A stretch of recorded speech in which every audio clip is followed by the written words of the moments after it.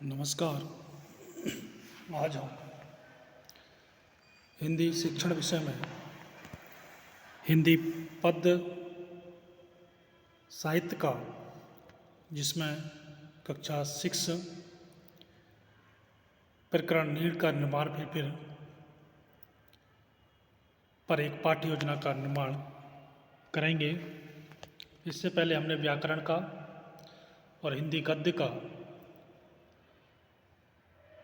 पाठ्य योजना निर्मित की। आज हम पद्य साहित्य पर प्रकरण नीड़ का निर्माण फिर पर पाठ्य योजना बनाएंगे, जिसमें सामान्य उद्देश्य रहेंगे पद्य के। विद्यार्थियों में काव्य के अंतर्गत सौंदर्य की अनुभूति जागृत करना, विद्यार्थियों को काव्यगत भाव, ताल एवं लय से परिचित कराना, विद्यार्थियों में कल्पना शक्ति का विकास करना एवं काव्य सृजन की प्रेरणा देना, विद्यार्थियों में सस्वर भाव अनुकूल वाणी में उतार चढ़ाव के कविता पढ़ सकने के योग्य बनाना, कवि की अनुभूतियों, आदर्शों और कल्पनाओं को बालकों तक पहुंचाने का यत्न करना या प्रयत्न करना। वहीं स्पेशल एम्स या विशिष्ट उद्देश्य हैं छात्र जीवन में आने वाली कठिनाइयों से परिचित हो सकेंगे। छात्र सब कुछ नष्ट हो जाने पर भी फिर से नया निर्माण, नई स्फूर्ति की प्रेरणा ले सकेंगे। छात्र स्वजीवन में आने वाले संघर्षों का वर्णन या अनुभव बता सकेंगे। इसमें पूर्व ज्ञान है या प्रीवियस नॉलेज है। छात्र नीड़ का निर्माण फिर नामक पाठ से संबंधित सामान्य जानकारी रखते हैं। शिक्षण सहायक सामग्री में सामान्य कक्षा उपयोगी शिक्षण सहायक सामग्री यथा चौक, डस्टर, लपेट सैंपल इत्यादि और पाठ से संबंधित कुछ चित्र।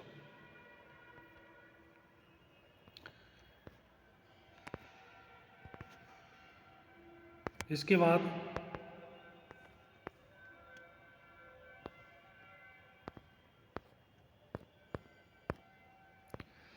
प्रस्तावना प्रश्न,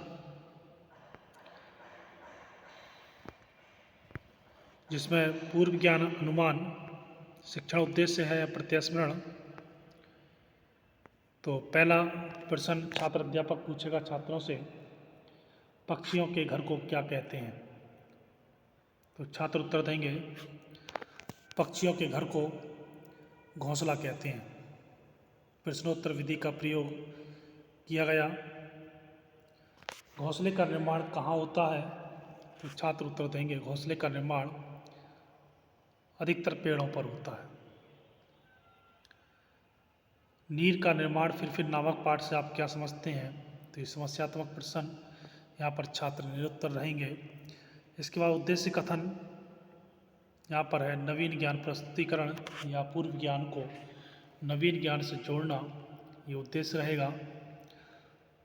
तो छात्रों, आज हम हरिवंश राय बच्चन द्वारा रचित कविता नीड़ का निर्माण फिर का विस्तार पूर्वक अध्ययन करेंगे। छात्र ध्यानपूर्वक सुनेंगे व स्मरण करेंगे। यहाँ पर कथन विधि का प्रयोग किया गया। अब है प्रस्तुतिकरण, जहाँ से भी हमने वो एक खंड लिया है, वहाँ पर काव्य के वातावरण का सृजन करना। छात्र अध्यापक काव्यानुभूति के लिए संपूर्ण कविता को 3 सोपानों में पढ़ाएगा और आज हम केवल पहले सोपान का ही अध्ययन करेंगे, अध्ययन रूप में पढ़ाएगा।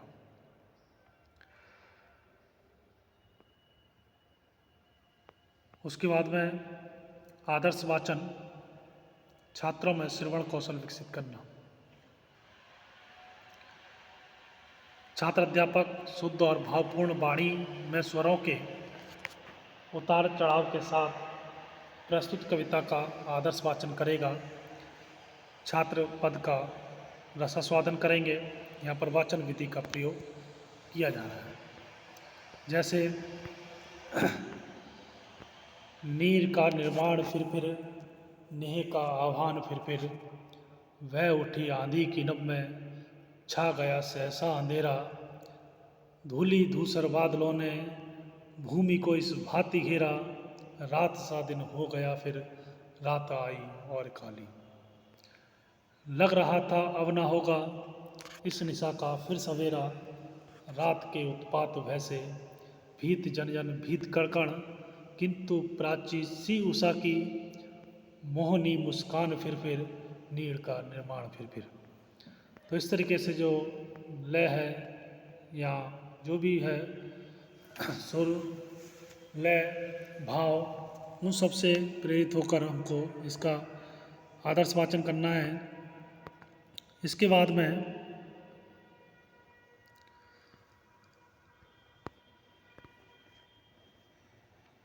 अनुकरण वाचन अगला शिक्षण बिंदु रहेगा। अनुकरण वाचन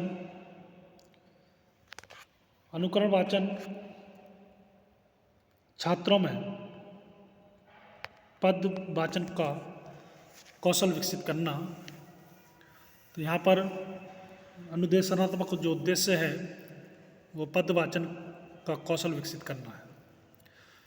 छात्र अध्यापक 2 या 3 छात्रों से अनुकरण वाचन करने को कहेगा और कतिपय छात्र अनुकरण वाचन करेंगे। वाचन विधि का प्रयोग किया जा रहा है।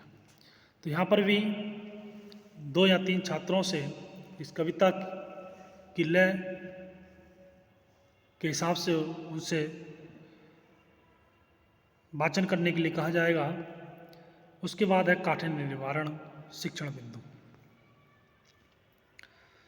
छात्रों के शब्द भंडार में वृद्धि करना अनुदेशनात्मक उद्देश्य रहेगा। छात्र अध्यापक पद्यांश में आए कठिन शब्दों का अर्थ स्पष्ट स्वयं करेगा। छात्र कठिन शब्दों का अर्थ बताने का प्रयत्न करेंगे। यहाँ पर प्रत्यक्ष शब्दार्थ विधि का प्रयोग किया गया है। जैसे नीड़ तो चिड़ियों का घोंसला, नेह स्नेह या प्रेम, आह्वान आमंत्रण या बुलाहट, भीत भयभीत या डरा हुआ और प्राची पूर्व दिशा।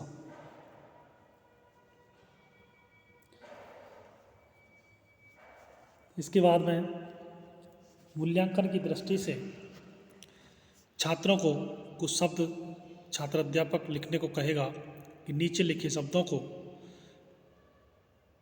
वाक्यों में प्रयोग कीजिए। क्षण क्षण, धीरे धीरे, भाई भाई और घर घर। इसके बाद भावानुभूति प्रश्न कि छात्रों को केंद्रीय भाव स्पष्ट करना। जो कविता होती है उसका केंद्रीय भाव स्पष्ट करना होता है। तो कुछ प्रश्न यहाँ पर पूछेंगे जिससे छात्रों की समझ में वो काव्य पंक्तियाँ आई या नहीं आई हैं। तो नष्ट घोंसले का निर्माण किसको प्रेरित किया जा रहा है? तो छात्र उत्तर देंगे नष्ट घोंसले के निर्माण के लिए पक्षी को प्रेरित किया जा रहा है। अंधकार कैसे दूर हो जाएगा? अंधकार सूर्य निकलने से दूर होगा। तो यहाँ पर प्रश्नोत्तर विधि का प्रयोग किया गया। इसके बाद द्वितीय आदर्श वाचन शिक्षण बिंदु छात्रों में भावों की एकाग्रता विकसित करना। छात्र अध्यापक कविता के भाव विश्लेषण और समीक्षा के पश्चात भावों की एकाग्रता और रसास्वादन के लिए पुनः सस्वर वाचन करेगा। छात्र कविता का रसास्वादन करेंगे। यहाँ पर वाचन विधि का प्रयोग किया जा रहा है। द्वितीय अनुकरण वाचन जो छात्र करेंगे, छात्रों में पद कौशल विकसित करना। छात्र अध्यापक 2 या 3 छात्रों से पुनः अनुकरण वाचन करने को कहेगा। इसके बाद कतिपय छात्र अनुकरण वाचन करेंगे। यहाँ पर वाचन विधि का प्रयोग किया गया। सौंदर्यानुभूति प्रश्न, छात्रों की भाव विश्लेषण शक्ति को विकास करना। धूलि धूसर बादलों ने भूमि में कौन सा अलंकार है। जो भी रस छंद या अलंकार जो भी आते हैं तो यहाँ पर उसको सौंदर्यानुभूति प्रश्नों में पूछे जाते हैं। जैसे धूलि धूसर बादलों ने भूमि को में कौन सा अलंकार है, तो यहाँ पर अनुप्रास अलंकार है। यहाँ पर प्रश्नोत्तर विधि की अपनाई गई। तो यहाँ पर मूल्यांकन प्रश्न है, अलंकार की परिभाषा बताइए। तो छात्र अलंकार की परिभाषा बताएंगे। इसके बाद होता है कविता सार, छात्रों में कविता का भावार्थ ग्रहण करना। ये पक्षी अपने नष्ट हुए घोंसले को फिर से निर्माण कर और अपने